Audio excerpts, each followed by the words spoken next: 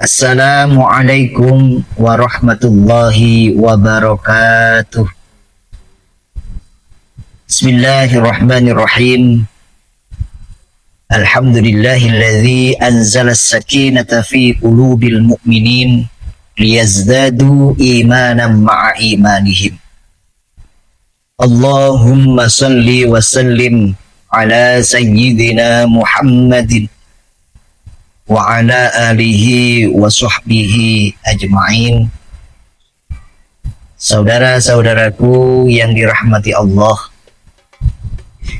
saat ini kita sedang berada di era digital, zaman banjir informasi, di mana sekarang seseorang bisa memproduksi informasi sendiri dan bisa sampai kepada kita. Kondisi ini berbeda dengan zaman dulu.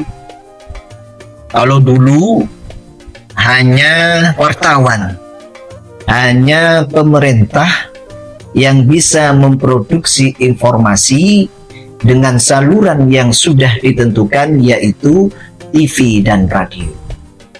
Sekarang ada di genggaman kita. Andai kata kita tidak bijaksana di dalam memilah dan memilih informasi yang akan kita serap, maka bisa dibayangkan kita bisa berada dalam situasi yang buruk dan menyebarkan keburukan. Karena kedua-duanya ada di tangan. Namun sebaliknya, kita juga bisa menyerap, kita juga bisa mendapatkan informasi-informasi yang dapat menguatkan iman kita. Dan kita juga bisa menyebarkan kebaikan-kebaikan. Namun, faktanya tidak mudah kita menyukai informasi-informasi yang baik. Karena apa? Karena nafsu cenderung menyukai informasi atau sesuatu yang tidak baik. Misalnya nih, ada tayangan yang bagus, ada tayangan yang manfaat, ada tausiah, ada ustadz. Kemudian ada tayangan-tayangan yang sia-sia, tayangan-tayangan yang tidak ada gunanya, yang hanya membuang-buang waktu saja, tayangan-tayangan yang maksiat. Kira-kira mana yang dominan kita serap dan mana yang dominan kita baca? Ya. Dan apa yang kita lakukan itu semuanya akan dihisab, semuanya ada perhitungannya di sisi Allah Subhanahu wa ta'ala. Saudaraku yang dirahmati Allah, jadi apapun yang menggunakan waktu, maka itu akan menentukan sebuah keberuntungan atau tidak. Bahkan seorang ulama mengatakan, kalau saja Al-Quran ini berisi satu surat, yaitu surat Al-Asr, maka itu sudah mencukupi. Karena di dalam surat Al-Asr itu telah dijelaskan siapa orang yang rugi dan siapa orang yang beruntung. Jadi kita sebelum menyerap, membaca, melihat dan menonton informasi-informasi yang ada di YouTube, ada di TikTok dan lain sebagainya, maka 4 hal ini bisa menjadi alat ukur kita nanti.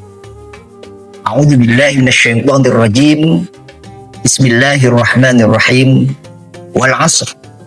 Demi masa, demi waktu.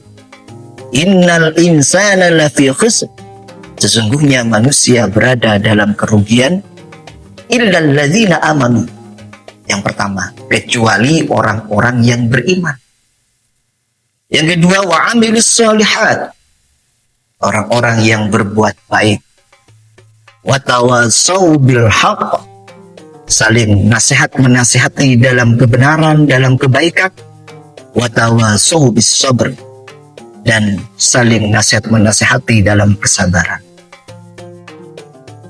Orang rugi kecuali orang yang beriman, orang yang menggunakan waktunya untuk meningkatkan iman kepada Allah Subhanahu wa Ta'ala. Jadi kita tanya nih, ini tayangan saya mau nonton 10 menit, ini bisa menggerus iman atau justru meningkatkan iman?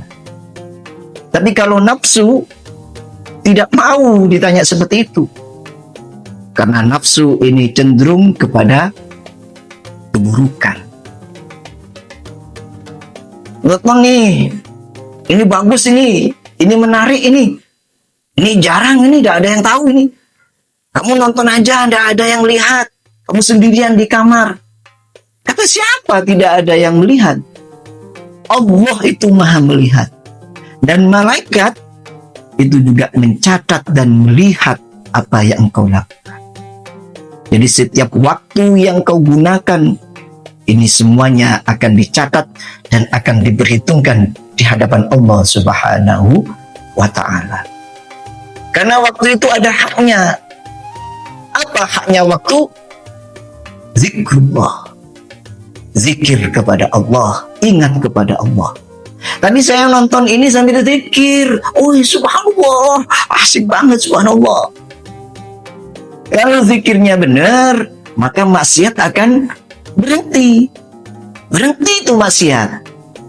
Kalau zikirnya benar, maka kita tidak akan melihat yang tidak baik. Saudaraku yang dirahmati Allah Subhanahu wa Ta'ala, setelah amanu, yang kedua adalah wa'amilus sholihat. Apa yang kita baca, apa yang kita lihat, apa yang kita tonton dari tayangan-tayangan yang ada di YouTube, di TikTok dan lain sebagainya, ini bisa menjadi amal soleh buat kita apa tidak? Apa yang bisa kita lakukan setelah menonton tayangan-tayangan itu? Jadi jangan cuma hanya tayangannya saja, tapi dampak dari yang kita tonton itu ada manfaat untuk kebaikan. Kita banyak yang suka berolahraga, kita banyak yang senang menjahit, yang senang berkebun, yang senang memasak. Apakah boleh nonton? Boleh, silahkan, tidak apa-apa. Tapi niatnya, kalau saya olahraga biar tubuh saya sehat, kuat untuk beribadah kepada Allah. Saya menonton untuk belajar memasak supaya bisa menyenengin keluarga, bisa nyenengin suami. Itu bagus. Dan ini bisa meningkatkan rasa syukur kita kepada Allah Subhanahu wa Ta'ala. Yang ketiga adalah watawassaw bil haqq. Nah, tayangan ini bisa jadi dakwah apa enggak nih? Saya bisa tercerahkan tidak dengan tayangan ini? Dan saya bisa sebarkan enggak ke orang lain? Nah, ini penting ini. Di dakwah itu tidak harus bicara agama terus. Karena kadang ada seorang yang belum bisa didekati dengan menyebut Al-Quran dan Sunnah.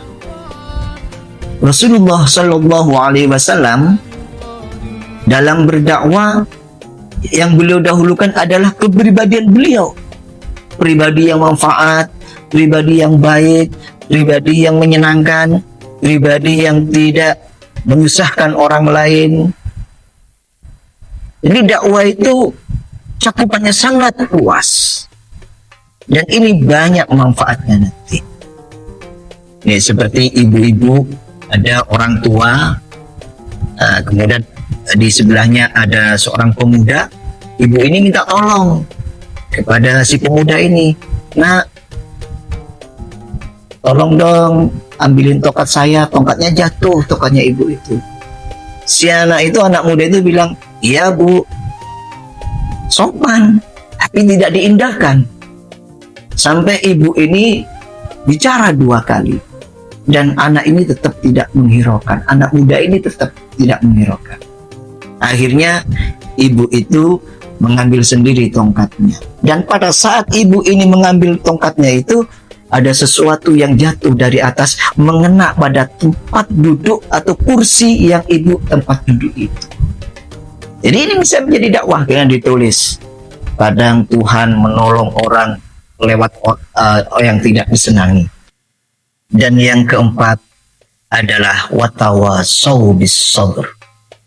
Jadi apa yang kita lihat, apa yang kita sebarkan itu membuat orang bisa nahan diri tidak? Bisa mengendalikan diri apa tidak? Apakah dengan melihat tayangan ini bisa membuat makin kuat kesabaran kita atau justru makin jebol? Banyak tayangan yang menjebolkan kemampuan menahan diri. Makanya kita harus hati-hati, kita harus pilah dan pilih, jangan sampai informasi itu menjebolkan kesabaran kita dalam taat, menjebolkan kesabaran kita dalam menjauhi maksiat. Dan ini ada di banjirnya informasi. Inilah 4 rambu-rambu kalau kita melihat sesuatu menggunakan waktu. Tanya dulu, apa ini nguatin iman, apa ngerusak iman? Apa ini jadi amal soleh, apa jadi dosa? Ini jadi dakwah saya atau merusak orang? Ini membuat saya semakin terkendali atau membuat saya semakin tidak terkendali? Dan kalau saya sebarkan, membuat orang jadi terkendali atau tidak terkendali di jalan Allah Subhanahu wa Ta'ala. Inilah yang bisa saya sampaikan. Mudah-mudahan ada hikmah dan manfaatnya. Wallahul muwaffiq ila aqwamit thoriq. Assalamualaikum warahmatullahi wabarakatuh.